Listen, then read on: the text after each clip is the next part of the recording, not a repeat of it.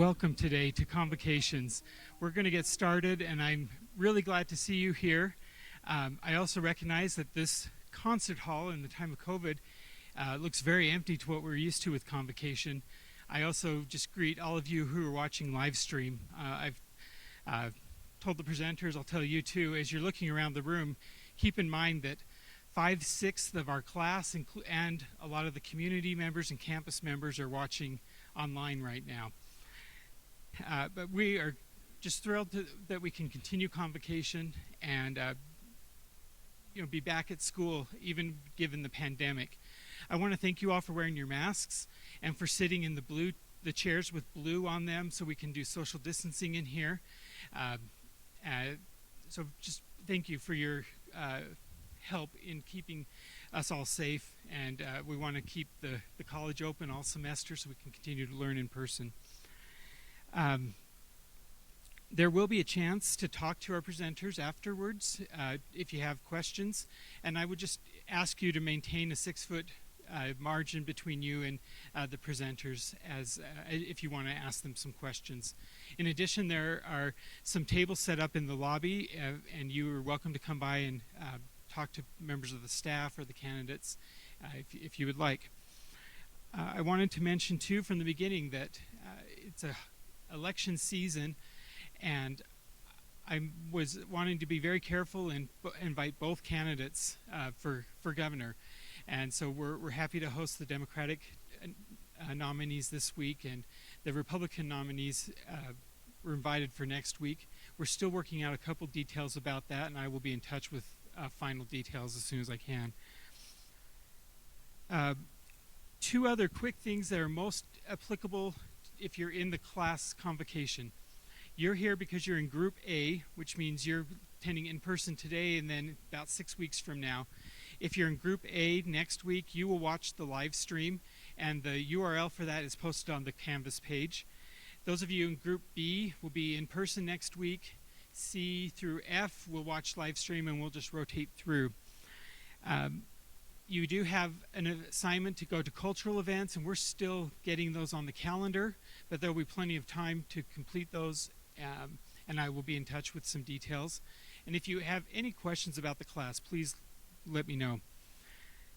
Finally, the assignment that is due today is, as you're watching and paying attention during our presentation, I'd invite you at the end of the presentation to go into Canvas, open up the Peterson response assignment, and fill that out. It involves just a rating of how you enjoyed the presentation, and I'll ask you to pose a question in there that you would have asked the candidates if we'd had a chance for all 300 students to ask them a question. But we'll spare you all 300 questions all at once. If you do get a chance to ask it in person, you can just re-ask your same question with the assignment. Again, I will be available afterwards if you have any questions, but I want to welcome you to the first Convocation of the semester.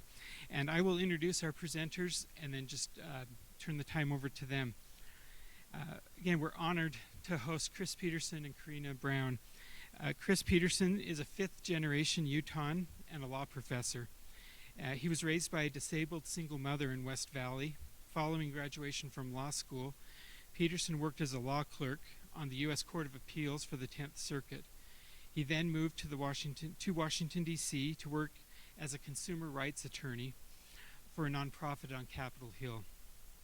Then he began his teaching career as a law professor at the University of Florida. He's published an award-winning book, numerous scholarly articles, and has returned to Utah to teach at his alma mater, the University of Utah. After the financial crisis in 2008, Peterson helped build the Consumer Financial Protection Bureau, a federal agency dedicated to ensuring banks and other financial businesses treat customers fairly. Peterson's team stopped illegal practices by Wall Street banks, payday lenders, and debt collectors, returning nearly $12 billion in restitution to working Americans. Peterson also worked at the Department of Defense, where he helped lead the Pentagon's efforts to prevent predatory lending to military families. He lives in Salt Lake with his wife and 3 wonderful children, and they enjoy hiking, camping, and skiing in Utah's majestic outdoors. In addition, I'd like to introduce Karina Brown. She is Chris Peterson's running mate and candidate for lieutenant governor, and she is president of the Cache County Friends of the Children's Justice Center Board.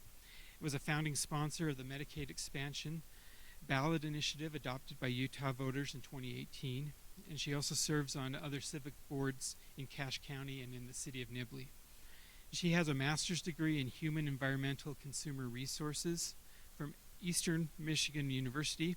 She's married to Dr. Karl Brown, a physician and Air Force veteran. She's the mother of 4 fabulous children and lives in Nibley, Utah. So would you please join me in welcoming Chris Peterson to the stand first, and then Karina Brown.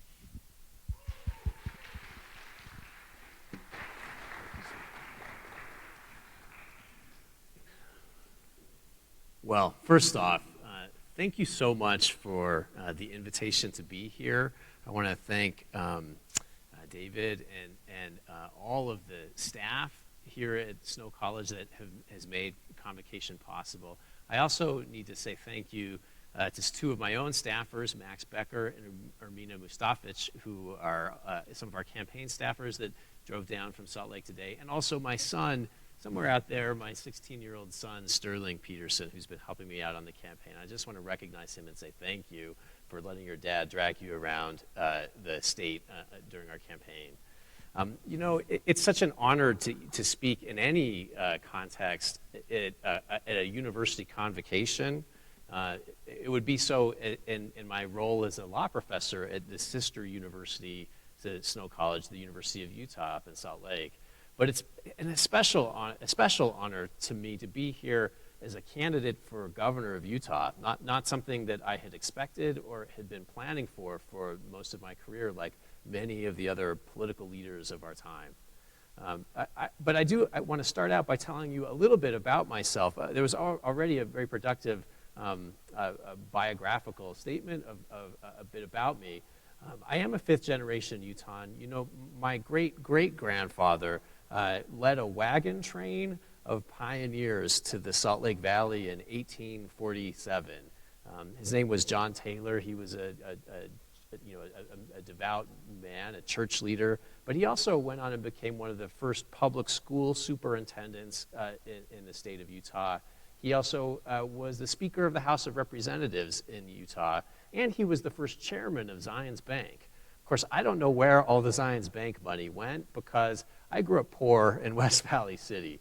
I grew up in a single-parent family. My mom was disabled when I was a kid. She has a debilitating neurological disease called multiple sclerosis, and some of my earliest memories as a child were pushing her around the grocery store in her wheelchair. And we had very limited income, and I'm not ashamed to say at this point in my life that there were times where I was hungry as a child. And I had my first job. I actually don't remember how old I was. I was about 10 or 11 years old when I got my first job. I picked up trash on the side of the road, 3500 South, for those of you that are familiar with the Salt Lake Valley. Very busy, large street, and there was a strip mall. And it's hired by the developer to every day go and pick up all the trash that people left on the side of the road and keep it nice and tidy. Made it through high school and got a scholarship to go to the University of Utah and worked my way through the University of Utah as a janitor. One of the other prominent candidates in the race for governor, of course, he has his family name on a number of the buildings at the University of Utah. The basketball stadium is named after his dad. I swept the halls at the University of Utah, and I also worked at the library and managed to get my way through. It was one of those jobs that I got when I was about the same age as most of you are today, maybe just a year or so older. Just as I was a senior in college, I got it in my head that I wanted to take some time after I graduated to travel all the way around the world by land and see some of the world, get out of Utah. And I did that. Worked 3 jobs, early in the morning all the way till late at night after I graduated, waited tables. But one of the jobs had to fit in a particular time period, and I had to make a certain amount of money because I was going to go across the Sahara Desert and travel, across Siberia by train. And I did that. I lived in a bookstore in Paris for a while, went to China. But in saving the money, I took a job at a company. It was a payday loan company. Some of you may be familiar with payday loans, some may not. I at the time thought it was a bit of a seedy business, but I needed a job and people need loans, so what difference did it make to me? But it became a watershed, a turning point in my life, because as I worked as a telephone bill collector, I thought I knew something about poverty, but I didn't seem quite like this before. Night after night, I was calling to collect loans that were loans that had interest rates of 520%. Now, just to give you a little historical context, the average interest rates on loan shark loans from the so-called La Cosa Nostra organized crime syndicates in New York City at the height of the power. Think of the movie The Godfather, those folks. The average interest rates on their loans were about 250%. Right here in Utah, all across the state, there are now more payday loan company stores than there are McDonald's locations, and they're all offering loans, by and large, that have interest rates that are twice the interest rates of the New York City mafia. And I was one of the bill collectors for them. And night after night, the people who owed this company money would break down and weep on the phone. I remember stories like, I'm 25, my husband left me, I have 3 kids, and I don't have enough money to put gas in the car to get my kids to work. And I'd have to explain to her that if she doesn't make that payment, which would only cover interest, it's not paying back the principal of the loan, it's just the interest that's accrued over those past 2 weeks, and essentially just keeps her on a hamster wheel, paying more and more interest, but never retiring the principal balance of the loan. If she didn't continue to pay that, we'd sue her, and we would garnish her wages with a court order, and there was a good chance that we'd come and repossess that car and take that away from her too. And it became utterly clear to me that this was a destructive practice, that it was hurting families, it was destroying these families, and literally taking food out of the mouths of children. Everything okay? Yeah, all right. So at that point, I made a decision that for my life, I wanted to do public service, to try to dedicate my life nothing wrong with any other business. Everybody gets to do with what they want with their lives. That's part of what freedom is all about. But I chose that I wanted to try to find a career path that would lift people up, make the world a better place. And eventually, after I traveled, won a scholarship to go to law school and started writing my first book about trying to make those kinds of loans, our financial system, which I think has an enormous impact on people's daily lives, whether we recognize it or not. Try to make it fair and lift people up and make the world a better place. And that's what I've spent my career doing. Eventually became a law professor because that gave me a perch to teach and to mentor people like you, maybe just a few years ahead of you, that are trying to seek out lives to pursue justice, lives in public affairs as public defenders or legal aid lawyers or politicians even, who have the great power to do both good and bad in society. But also people that are going to represent businesses and try to be captains of industry and make the world better through the contracts that we engage in with each other. Well, and I also decided that I was going to dedicate a good chunk of my life to trying to do public service, to try to make the law more fair and more just. Well, and that's what I've done. We mentioned mentioned earlier that I did work for a time in the federal government. After the financial crisis in 2008, I had been writing about subprime mortgage loans and doing research on that, and was invited to come back and recruited to come back and help build the new Consumer Protection Agency in Washington. Think the FBI, but focused on trying to make our loans, credit cards, mortgage loans, and payday loans, that kind of loan that I talked about a moment ago, more fair and more transparent, and to hold accountable companies that say untrue things to their customers. And we did that. We built a new agency, and I helped design it and helped design some of the lawsuits, the civil law enforcement cases that returned about $12 billion in refunds and restitution to Americans all across the country. About 10% of the adult population of America received money back from their financial institution in cases that agency worked on. So statistically, somebody in your family, people in this audience, someone in your family realistically has probably received refunds from those cases. I also worked at the Department of Defense, helping lead the Pentagon's efforts to prevent predatory, unfair loans to our active duty military service members. Today, after my work in Washington, it is now illegal to make one of those loans to any active duty soldier, sailor, Marine, or airman in America. And I'm proud to have won an award from the Secretary of Defense for my efforts on their behalf. But I want to now, because I realize that this is a bit of an academic talk and don't want to just give a stump speech, I want to share with you a chart.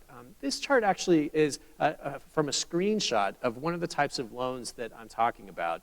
And it was from a client in a case that I worked on as a law professor a couple years ago.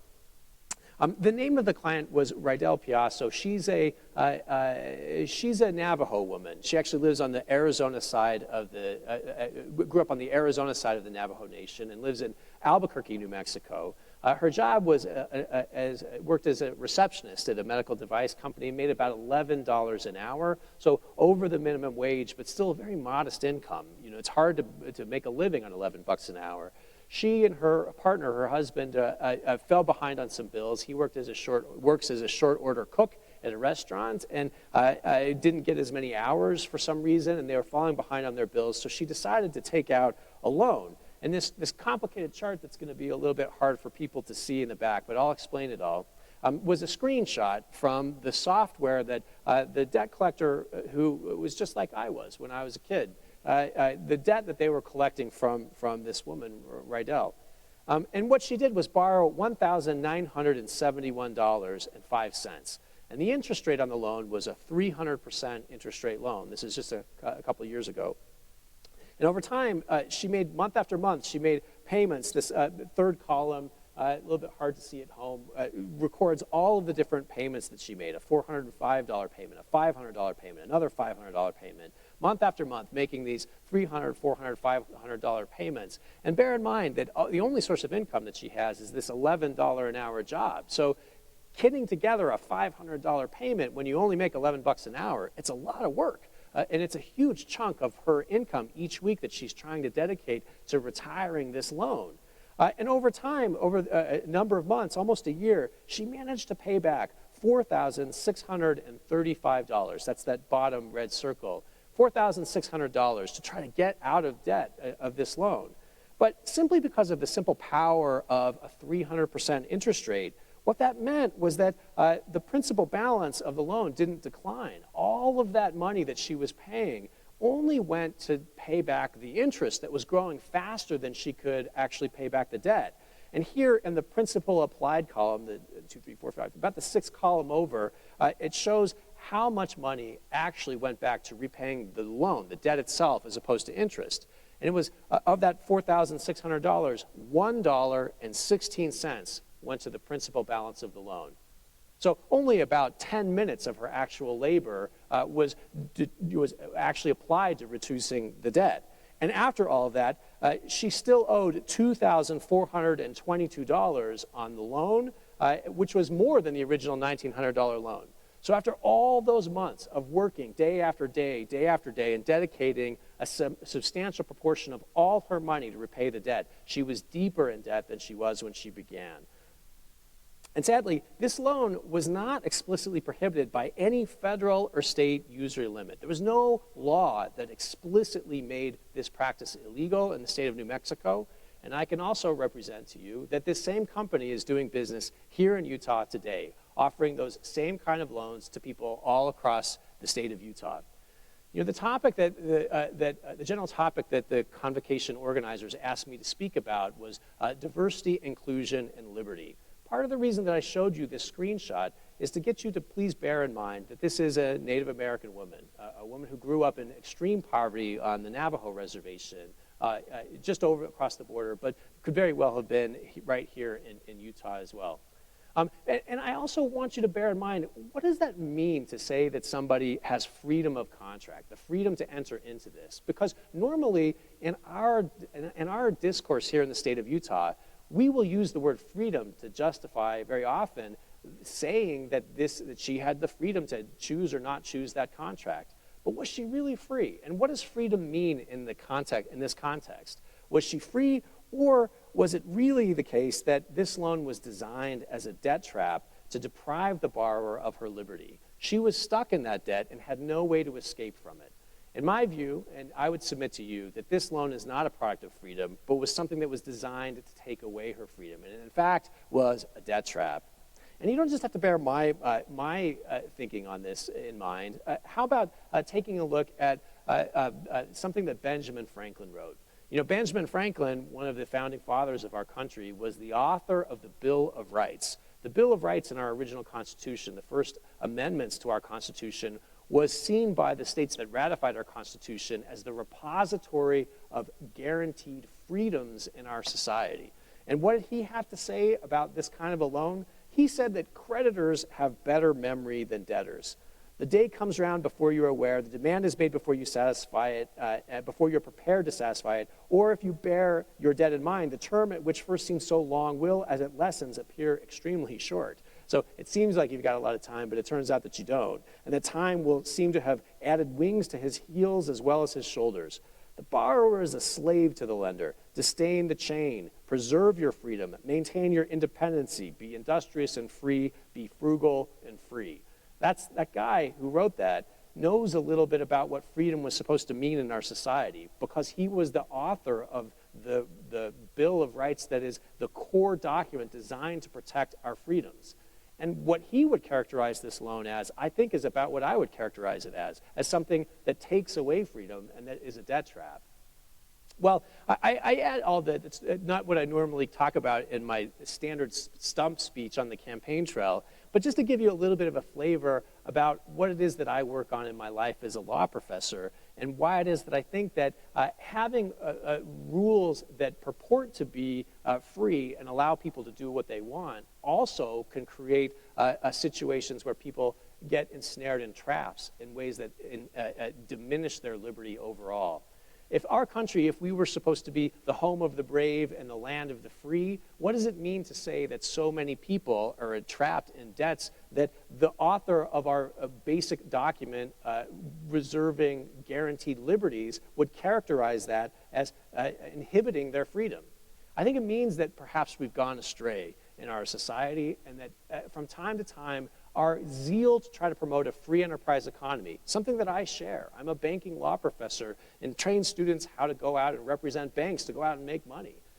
But a free enterprise economy doesn't mean that we can't have reasonable restraints, rules of the road, speed limits, safety guidelines that try to make sure that people are living their own best lives, have the greatest opportunity for wealth and prosperity and the pursuit of happiness that they would otherwise be entitled to. Well, so my campaign, though, for governor is not just about, one esoteric fringe financial product that is an important financial product here for many low and moderate income Utahns. But there are many, many other issues that Karina and I are focusing on over the course of our campaign. I wanted to focus on this one in particular to try to be provocative and help you think a little bit about what liberty may actually mean in America and here in the state of Utah. But we also have many other campaign goals that we are pursuing and intend to pursue if we're elected as governor and lieutenant governor. And just to give you a flavor of it, we think that it's important for us to restore some balance to Utah state government.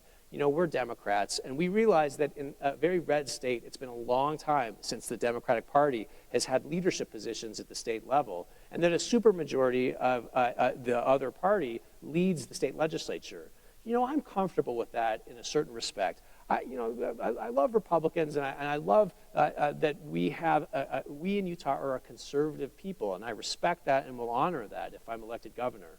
But one of the things that happens in a system that's designed to have checks and balances is that if you have a one-party government for too long, those checks and balances start to break down. And before you know it, it's privileged elite insiders and lobbyists that pull the strings from behind closed doors because there's not the check and balance of an opposing a party who can use the levers of power to make sure that the government stays on the straight and narrow. And I believe that we've seen some of that in recent years. Just as an example, in the previous election in 2018, the voters of the state of Utah passed 3 ballot measures. One that expanded Medicaid. Karina will talk about that in just a moment. A second that authorized medical marijuana under the supervision of a physician where there's a legitimate medical reason for using it. And third, a ballot measure to try to promote fair elections, an anti-gerrymandering ballot measure. Shortly thereafter, the state legislature, with the cooperation of the Cox and Herbert administration, rewrote and watered down all three of those ballot measures that a majority of Utahns had supported. To my way of thinking, the government is there to serve the will of the people, not to think better, not to second guess. When we have a clear message from the voters in support of three very reasonable ballot measures, those ballot measures should be honored. And I will attempt to restore that balance and listen to those voters. I also think that we've got to defeat the COVID-19 crisis through science and cooperation. I believe in big business, I believe in business, but we should not be guiding our public health goals solely through consultants in business and industry. We've got to keep the safety and health of our citizens in mind. I also think that we need to do more to ensure a quality education for our children. Utah, for decades, has been dead last in per pupil funding for our public school system, and I believe to a degree is falling behind in our higher education system as well. I want to fight for a robust, high-quality education for all of our children. I think we need to expand access to affordable health care. I'll do that by fighting to preserve the ballot measure that expanded Medicaid, and at every step along the way, ask questions, will this policy promote more affordable access to health care or less? I'll ask you to bear in mind that right now, today, the state of Utah is continuing to sponsor a lawsuit that would repeal the Affordable Care Act, which in turn would repeal that ballot measure that expanded Medicaid, even though the voters voted for it. And what's more, one of the provisions of the Affordable Care Act allows kids like you, young college kids, to stay on their parents' health insurance for a longer period of time. You in this audience are likely to have a much lower chance of having health insurance in the event that this lawsuit that's being brought by your government in your name, if it's successful. I would reverse that lawsuit if I'm able to do so. I also have already talked about safeguarding consumer rights to make sure that people will be treated fairly in the marketplace. I think we need to promote responsible environmental stewardship and clean air. I worry a lot about climate change and what you're facing in the future. Your generation and my grandchildren's generation. We've got to put a stop to gerrymandering and political corruption. We've got to advocate for disabled Utahns who too often are being left behind. We've got to stand up for Utah's workers to make sure that they have workplace safety and fair living wages. We've got to help our small businesses succeed. We've got to grow rural Utah and family farms with agricultural policies of the 21st century. And we need to develop our technology sector, which is going to be critical for developing living wage jobs when you all enter the job market in a few years. And I believe that we need to lead our state to an optimistic and inclusive future for all Utahns. For too long in Utah, our government has been a monoculture government that does not reflect the complexity, the diversity, and the growing cosmopolitan nature of the state of Utah. We are changing as a society, and it's critical that our government reflects that growing diversity. And here I commit today that if I'm elected governor, I intend to and promise to appoint the most diverse executive branch in the history of the state of Utah. Well, with that, I'm going to pause there, and thank you again, and I'm going to turn it over to my Lieutenant Governor running mate. It's such an honor to be here with you today. I hope that you found some of my remarks enlightening. I'm going to turn it over to Karina and let her have a chance, and then after that, we're going to open up to questions from you all from the audience, and I'm looking forward to hearing from you about your concerns, what things you care about, and to the extent that we can, share some responses and some of our own views. All right, thank you. Thanks.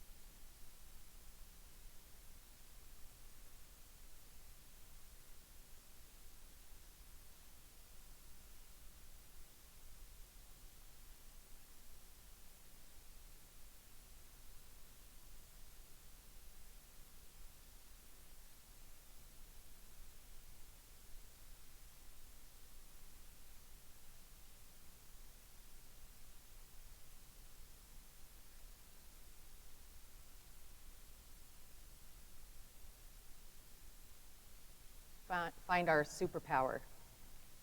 I found my power while fighting to expand Medicaid in Utah. My mother passed away in 2013 in the healthcare coverage gap. She was a single parent after my parents divorced in 1991. I'm the oldest of 7 children, and so I could acutely see her struggle going back to school and working.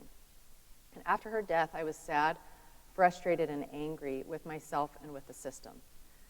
I wonder if things would have been different had she had primary care. And prior to January 2020, a single woman with grown dependents didn't qualify for Medicaid. No one should die because they cannot afford care. My mother was blessed with a supportive extended family. We as children supported her, and she had wonderful siblings that helped her, but I still think about the importance of quality primary care and affordable health insurance for those that need it. I realized I had to get involved and get organized. Starting out as a healthcare advocate was a balancing act with my 4 children, and there was one day in particular where I remember sitting in the parking lot waiting for my children to be done with their theater class, frantically emailing 75 legislators. I was determined to tell them my story. Finally, one representative called me back. I asked him perhaps the most important question we can ask: how do I get started? I dedicated time. I listened and learned from advocates, nonprofit leaders, and legislators. I shared my story at press conferences and gave a voice to individuals like my mother who have a hard time speaking up for what they need. And I'm going to share with you how I got more involved and organized. So this is me at caucus night, Democratic caucus night in early 2016. And that night I decided to run for county and state delegate for the Cache County Democrats, and I was elected. If you don't know what delegates do, delegates elect candidates at the county and state conventions and have other duties. So I highly encourage you to get involved if you have the desire. I also joined the Democratic Party Healthcare Caucus and served as secretary. So these are 2 photos that I brought with me when I testified in support of Medicaid expansion at the Health and Human Services Appropriations Committee meeting in early 2016.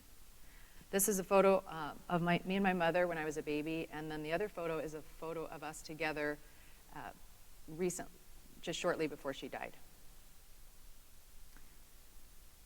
I also participated in a press conference with other Medicaid expansion advocates, and eventually I was invited to participate as one of 5 sponsors or signatories of Proposition 3 to expand Medicaid in 2017. And this is when we delivered the ballot initiative paperwork to the Lieutenant Governor's office. You can see my daughter there in the background with the orange kind of towards the left. I brought her with me. The ballot initiative gathered enough signatures to make it on the ballot and passed with the majority vote. It is significant and special to me because we delivered the initiative paperwork to the Lieutenant Governor's office. This experience taught me the power of civic engagement, unity, and voting to make a difference. Now over 100,000 Utahns are eligible for Medicaid. Many of you know this past month marked a historic anniversary. It was the 100th anniversary of the 19th Amendment. As co-chair of Cache Celebration of Women's Suffrage 2020, we hosted a women's suffrage exhibit at 3 northern Utah school districts. You can see the exhibit set on the right in this picture. We also planned other celebrations for the 19th Amendment, which you could see on the left. Looking back over the past 100 years, so much has changed, but one thing has remained the same, and that thing is you and American citizens. I want the upcoming generation to realize their civic privileges and their duty to vote. Historically, it has been youth-led movements that have changed the world, and I, for one, cannot wait to see what you do. Beyond advocating for civic responsibility and engagement, I'm extremely passionate about the future of Utah, and that means supporting our local businesses. That is why I serve as a Cache Valley Chamber of Commerce board member. I want to continue to make Utah a great place to live and work. I serve as co-chair of the Cache Chamber Legislative Affairs Committee, and we work to advocate for Northern Utah businesses and positive legislation for Utah families. I serve as a planning commissioner for the city of Nibley because I wanted diverse housing options in my city. I'm president of the Friends of the Cache County Children's Justice Center Board because I want to help child abuse victims and the people who serve them. I'm a governing board member for Logan Regional Hospital because I care about healthcare and community relationships with the hospital. I ran for Utah House District 5 in 2018 because I wanted to be where the decisions are made. And I have served since January 2017 as Young Women's President of the LDS Nibley Stake because I care about helping future generations of women. I've shared with you how I got into politics and what my involvement has been, but now I would like to take a moment to talk about the future. Here I am again at the Lieutenant Governor's office, signing the papers to file as Lieutenant Governor candidate. And this is so exciting to me. Many people don't know the function of a Lieutenant Governor. A Lieutenant Governor maintains oversight over elections, notaries, campaign finances, lobbyists, document authentication, and annexations. As your next Lieutenant Governor, I would make it my priority to push for ranked choice voting for primaries, online voting in the future where the cost comes down and there's better security, promote the success of Utah's vote by mail system, which is very successful, advocating for statewide elections campaign finance reform because Utah is one of only several states that allows unlimited campaign contributions for statewide offices, and work on the cybersecurity of Utah's voter registration database. Outside of the specific duties of the office, I will advocate for some of the causes most dear to my heart, and which some of them that Chris mentioned that we would work on. Investing in Utah teachers and children, healthcare access and Medicaid expansion, of course, mental health, child abuse prevention, domestic violence prevention, youth treatment center regulations, and payday lending reform. Our emotions can be powerful motivators. I got into politics because I was frustrated and angry and sad after my mother passed away. I stayed because I believe in fighting for change. I hope each of you use the skills at your disposal to make a difference in your lives, in your community, and in the world. And one way we can do that is by voting. So I wanted to share some of the mechanics of voting in Utah this November. So you can register to vote online or mailing in your ballot by October 23rd at vote.utah.gov. And ballots will be mailed between October 13th and October 27th. You can check your county clerk's office and website for in-person voting locations. And that website that is listed, voteinfo.utah.gov, has many answers to important questions that voters may have. Supreme Court Justice Louis Brandeis said, "The most important office and the one which all of us can and should fill is that of private citizen." Each of you can fill that important office this November by voting. That is one of your superpowers. Our democracy is stronger when there is diversity of thought and higher voter turnout. Extraordinary citizens like you are the key to the success of America. Thank you for joining us today, and we hope to see you at the polls or mailbox in November.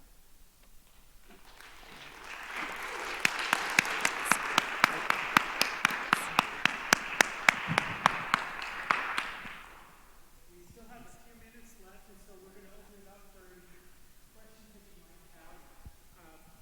We're having some microphone issues, and so you might ask you to repeat the question.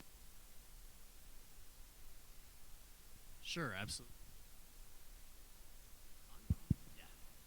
All right, fantastic. Yeah, right down here in the second row.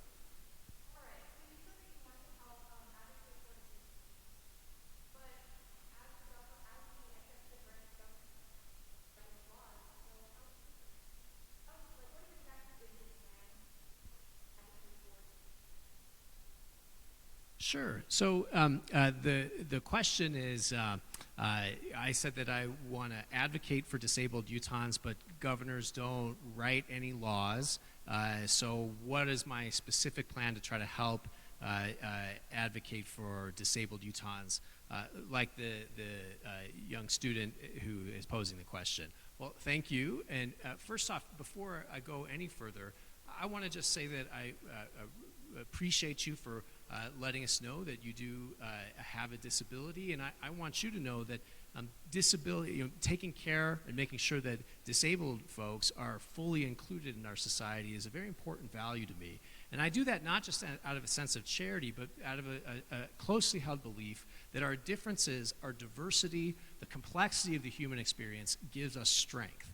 people who have disabilities often face different special challenges in their life, and that can help them understand the world from a different perspective. It can give them more talent to have empathy, more talent to listen, more talent to engage in many of the different tasks that we as humans have to engage in. Communication. I'll say, you know, I think I mentioned that my mom was disabled when I was a kid, and I've always seen that as a top priority. My little sister is also visually impaired.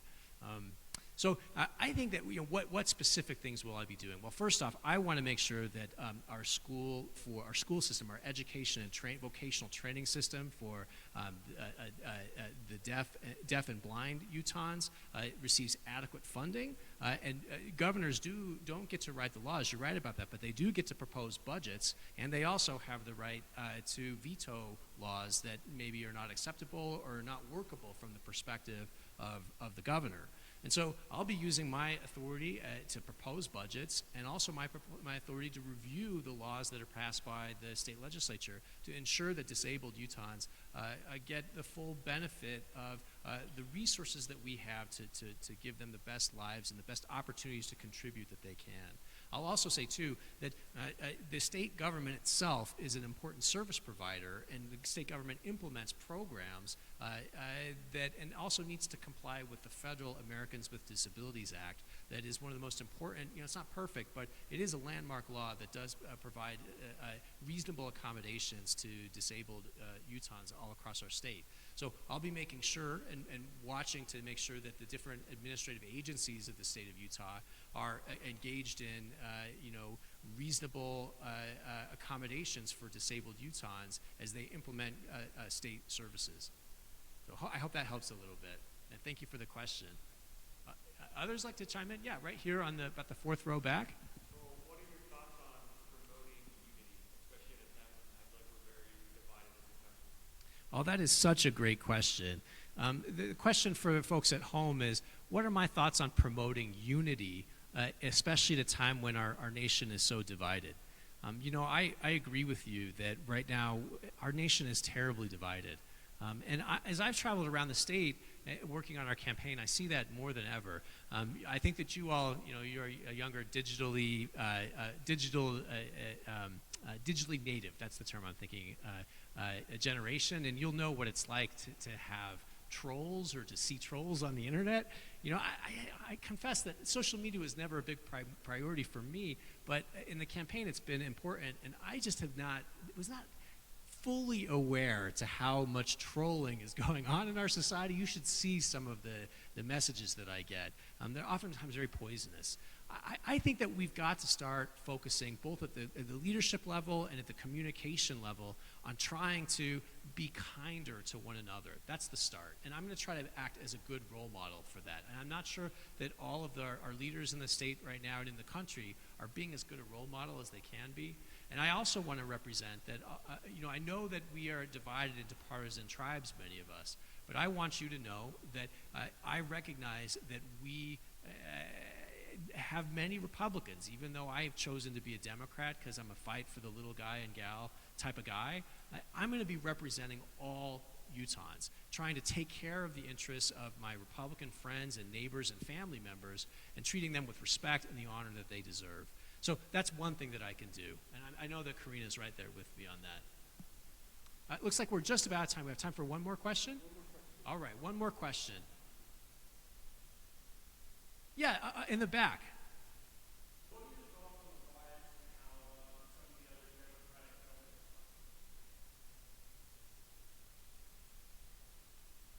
So the question, hoping I get this right, is what are my thoughts on the riots and how some of the other Democratic governors are not handling them well and are rejecting federal aid? So a little bit of a loaded question there. But here's what I think. First off, I think that there are many Americans who feel like their voices haven't been heard, and they see the social media postings of people being killed by the police and are upset.